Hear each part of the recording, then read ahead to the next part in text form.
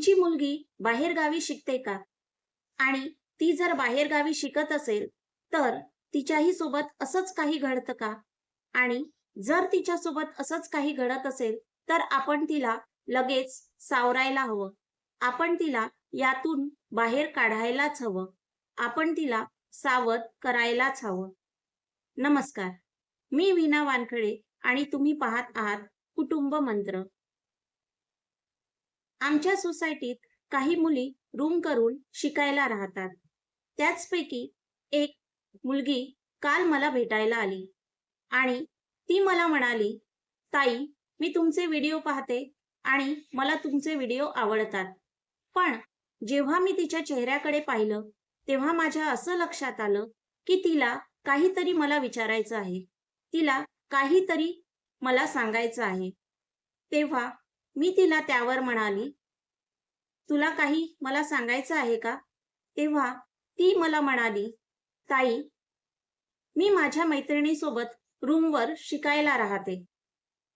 दिवस तर माझा खूप चांगला जातो.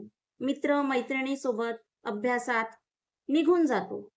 पण रात्र मला खूप कठीण जाते." मी म्हटलं, "असं का वाटतं तुला?" तर ती म्हणाली, "रात्री मला माझ्या आईची खूप आठवण येते.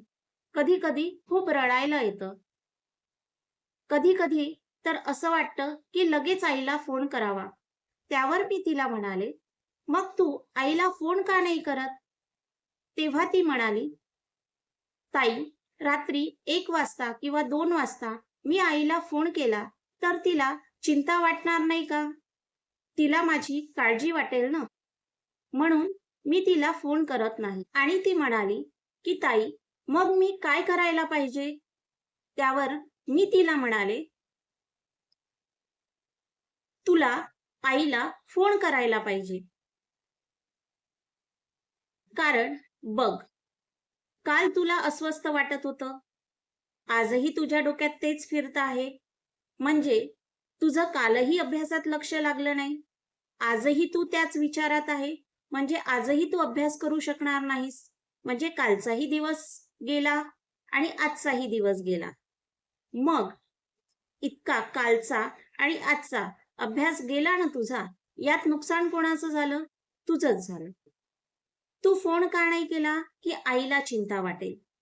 पण मला सांग, सर्वात जवळचं असं जर तुझं कोणी आहे, तर ती कोण आहे? तुझी आई. आणि त्याच व्यक्तीपासून तू लपवते आहे. तू परक्या व्यक्तीला सांगते आहे आणि आईपासनं लपवते आहे. बघ बाळा, एक लक्षात ठेव, की सर्वात जवळचे हे फक्त आई-बाबाच असतात. तुमच्यावर कोणतीही परिस्थिती आली, कसलंही संकट आलं, कशीही वेळ आली, तर आयुष्यात फक्त आई-बाबा असे आहेत, की ते तुम्हाला सावरतात. ते तुम्हाला आधार देतात आणि कधीही त्यांच्यापासून काहीच लपवू नका. पालकांनो, मला एवढंच सांगावसं वाटतं, की जर मुलांना घरातून आधार मिळाला, तर ते आधार बाहेर शोधणार नाही. जर त्यांना घरातून आधार मिळाला नाही, तर ते आधार बाहेर शोधतात आणि अशा वेळेस जर कोणी व्यक्ती मिळाला आणि त्या व्यक्तीने त्यांच्याशी प्रेमाने बोललं, तर ते आपलं मन मोकळं करतात. सगळं काही सांगून मोकळे होतात आणि अशात त्या मुलींची फसवणूक होऊ शकते. त्या ज्या कमकुवत असतात, भावनिकदृष्ट्या खचलेल्या असतात, त्यावेळेस त्यांना 2 प्रेमाचे शब्द हवे-हवेसे वाटतात आणि त्या प्रेमाच्या शब्दापोटी ते आपलं सर्वस्व गमावतात. पण जर घरातून त्या मुलींना आधार मिळाला, तर त्यांचं पाऊल चुकणार नाही. त्यांच्याकडनं चुका होणार नाही आणि त्या चुकाच आपल्याला टाळायच्या आहेत. म्हणून सर्व पालकांना असं सांगावसं वाटतं, की जर त्यांना घरातून आधार दिला गेला, तर त्या वाकड्या मार्गाला जाणारच नाही. कोणी त्यांची फसवणूक करू शकणार नाही. त्या सगळं काही घरी बोलतील. बाहेर व्यक्ती शोधणार नाही.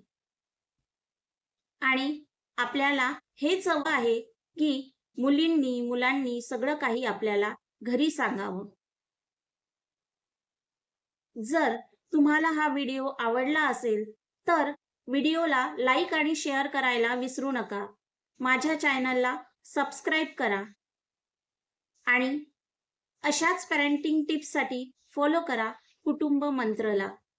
हसत रहा, कुटुंबासाठी वेळ आणि प्रेम जपा. धन्यवाद.